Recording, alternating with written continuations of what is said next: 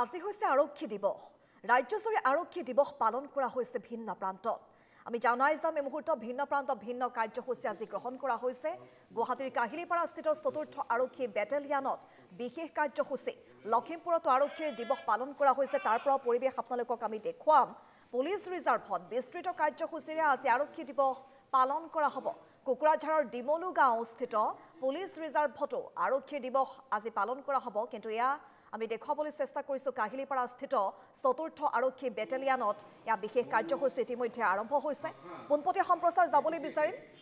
কল্পজ্যোতি শইকীয়া আছে মুহূৰ্তত লাইভত কল্প পোনে পোনে আপোনাৰ কাষলৈ আহিছোঁ সুপ্ৰভাত জনাইছোঁ আজি হৈছে আৰক্ষী দিৱস প্ৰতিটো মুহূৰ্তত ৰাইজৰ সুৰক্ষাৰ স্বাৰ্থত নিয়োজিত হৈ থকা আৰক্ষীৰ বাবে এটা বিশেষ দিন গতিকে আজিৰ দিনটোত তেওঁলোকৰ মনৰ ভাৱ জানিবলৈ চেষ্টা কৰক পৰিৱেশ কেনেকুৱা এই মুহূৰ্তত দেখুৱাই যাওক কল্প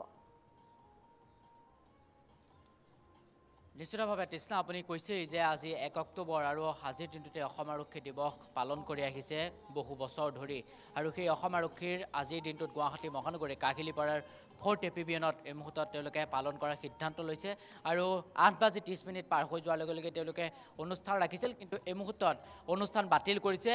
৮:৩০ বজাৰ বিপৰীতে তেওঁলোকে ১০ বজাত তেওঁলোকৰ সময়সূচী লৈছে কাৰণ গুৱাহাটী বতৰ বেয়া আৰু নেৰানেপেৰা পুনৰ ধৰণৰ এটা সিদ্ধান্ত গ্ৰহণ কৰিছে অসম আৰক্ষীৰ কেইবাগৰাকীও শীৰ্ষ পৰ্যায়ৰ ব্যক্তি এই মুহূৰ্তত তৃষ্ণা আহি উপস্থিত হৈছে কেইবাগৰাকীও অসম আৰক্ষীৰ বিষয়া এই মুহূৰ্তত ইতিমধ্যে মোক কৈছোঁ আহি উপস্থিত হৈছে আৰু আৰক্ষী সঞ্চালক প্ৰধান জিপি সিং ইয়ালৈ আহিব কেইবাগৰাকীও IPS বিষয়া আহিব আৰু এই মুহূৰ্তত যদি চাই তেনেহ'লে কিছু অসম আৰক্ষীৰ বিষয়ববীয়া আহিছে মই অকণমান পৰিৱেশ দেখাবলৈ চেষ্টা কৰিছোঁ ভিডিঅ' জাৰ্নেলিষ্ট ৰাকেশ বৈশ্য আছে ৰাকেশে দেখাইছে আৰু অসম আৰক্ষীৰ কেইবাগৰাকীও বিষয়ববীয়া কিছু সময় পাছতে এই স্থানত আহি উপস্থিত হ'ব অসম আৰক্ষীৰ সঞ্চালক প্ৰধান জিপি সিং আহিব জিপি সিঙে অসমৰ প্ৰতিগৰাকী আৰক্ষীক তেওঁ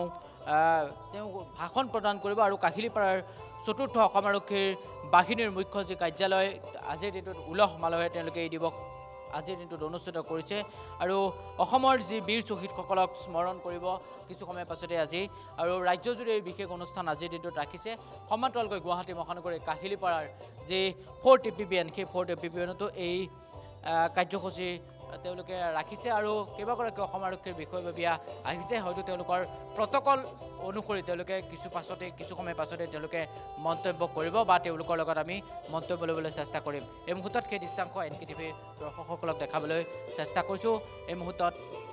NKTVৰ দৰ্শকসকলক কাহিলীপাৰাৰ পৰা দেখাইছোঁ কেইবাগৰাকীও অসম আৰক্ষীৰ বিষয়ববীয়া আছে মই তেওঁলোকৰ লগত কথা পাতিবলৈ চেষ্টা কৰিম আৰু ইতিমধ্যে মই কৈছোঁৱেই যে আজি অসম আৰক্ষী দিৱস অসম আৰক্ষীৰ কাৰণে আজি এই বিশেষ দিন আৰু সেই বিশেষ দিনটোতেই প্ৰতিগৰাকী অসম আৰক্ষীক NKTVৰ তৰফৰ পৰা আমি শুভেচ্ছা জ্ঞাপন কৰিছোঁ অকণমান তেওঁলোকে সেই মুহূৰ্তত কেইবাগৰাকীও অসম আৰক্ষীৰ বিষয়ববীয়া আহি উপস্থিত হৈছে মই পোনপটীয়াভাৱে সেই দৃশ্যাংশ বা সেই পৰিৱেশ দেখাবলৈ চেষ্টা কৰিছোঁ কিন্তু তেওঁলোকে মন্তব্য এই মুহূৰ্তলৈকে তৃষ্ণা দিব বিচৰা নাই কাৰণ তেওঁলোকৰ আৰক্ষী সঞ্চালক প্ৰধানগৰাকী কিছু সময় পাছতেই আহিব আৰক্ষী সঞ্চালক প্ৰধানগৰাকীয়ে মন্তব্য দিয়াৰ পাছতেই তেওঁলোকে মন্তব্য দিব আৰু এনেধৰণে তেওঁলোকে সাজু হৈছে আৰু প্ৰতিকূল বতৰৰ বাবেই তেওঁলোকে কেইবাটাও কাৰ্যসূচী যেনেধৰণে ৰাখিছিল সেই কাৰ্যসূচীও এই মুহূৰ্তত বাতিল কৰিছে কিছু সময় পাছতেই আৰক্ষী সঞ্চালক প্ৰধানগৰাকী আহিব আৰক্ষী সঞ্চালক প্ৰধানগৰাকী আহি অসমৰ প্ৰতিগৰাকী আৰক্ষীক আজিৰ দিনটো তেওঁ অভিবাদন জনাব শুভেচ্ছা জনাব বা তেওঁলোকৰ নিয়ম অনুসৰি কেইবাটাও কাৰ্যসূচী হাতত লৈছে বুলি জানিব পৰা গৈছে আৰু গুৱাহাটীত যথেষ্ট বতৰ বেয়া আৰু সেই বতৰ বেয়াৰ পৰিপ্ৰেক্ষিতত কিন্তু তেওঁলোকে বিভিন্ন কাৰ্যসূচী বাতিল কৰিছে যাৰ পৰিপ্ৰেক্ষিতত কিছু সময় পাছতেই এই কাৰ্যসূচী তেওঁলোকৰ যি মূল অনুষ্ঠান সেই মূল অনুষ্ঠান আৰম্ভ হ'ব আৰু ইতিমধ্যে মোক কৈছোঁ যে কেইবাগৰাকীও অসম আৰক্ষীৰ ফালৰ পৰা কেইবাগৰাকীও DI IPS আৰু কেইবাগৰাকীও বিষয়ববীয়া আহি উপস্থিত হৈছে কিছু সময় পাছতেই মহানগৰ আৰক্ষী আয়ুক্ত দিগন্ত বৰা আহি উপস্থিত হ'ব আৰক্ষী সঞ্চালক প্ৰধানগৰাকী বৰ্তমান সময়ত আহি উপস্থিত হোৱা নাই আন আৰক্ষীসকল আহি উপস্থিত হৈছে তেওঁলোকৰ বাবে আসনসমূহ সংৰক্ষণ কৰা হৈছে আৰক্ষীৰ যি পতাকা সেই পতাকা উত্তোলন কৰিব আৰক্ষী সঞ্চালক প্ৰধান জিপি সিঙে সেই পৰিৱেশো কিছু সময় পাছতে আমি দেখাবলৈ চেষ্টা কৰিম বীৰ শ্বহীদসকলক আজিৰ দিনটোত স্মৰণ কৰিব কিছু সময় পাছতেই সেই পৰিৱেশো আপোনাৰ যোগেদি আমি দেখাবলৈ চেষ্টা কৰিম মই কৈছোঁৱেই যে ৮:৩০ পাৰ হৈ যোৱাৰ লগে লগে তেওঁলোকৰ অনুষ্ঠান আছিল কিন্তু সেই অনুষ্ঠান তেওঁলোকে বাতিল কৰিছে গুৱাহাটীত যথেষ্ট বতৰ বেয়া আৰু সেই বতৰৰ প্ৰতি লক্ষ্য ৰাখি তেওঁলোকে 10 বজাৰ পৰা তেওঁলোকৰ যে কাৰ্যসূচী সেই কাৰ্যসূচী হাতত লৈছে এয়া চতুৰ্থ বেটেলিয়ান অৰ্থাৎ ফ'ৰ্ট এপিবিএনৰ পৰিৱেশ NKTV দৰ্শকসকলক দেখাবলৈ তৃষ্ণা আপোনাৰ যোগেদি চেষ্টা কৰিছোঁ অসমৰ বিভিন্ন প্ৰান্তৰ পৰিৱেশ ইতিমধ্যে আপুনি কৈছে আমি দেখাবলৈ চেষ্টা কৰিম আৰু এয়া কাহিলীপাৰাৰ পৰিৱেশ কাহিলীপাৰাটো আৰক্ষীয়ে